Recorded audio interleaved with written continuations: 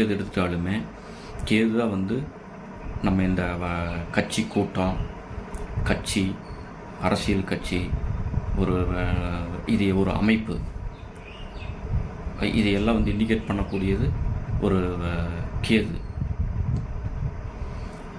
அப்போ இவர் ஜாதகத்தில் பார்த்தோம்னாலுமே ஸோ அந்த சேர்க்கை இருக்கிறதுனாலையும் அவர் வந்து பிற்காலத்தில் ஒரு நிறுவனம், ஒரு அரசியல் கட்சி தொடங்கி அதை நடத்துவதற்கான ஒரு அமைப்பு இருக்கிறதையும் வந்து அந்த சார்ட் வர்க்க சக்கரத்தில் தொழிலை கொடுக்கக்கூடிய அந்த சக்கரத்தில் இண்டிகேட் பண்ணுது.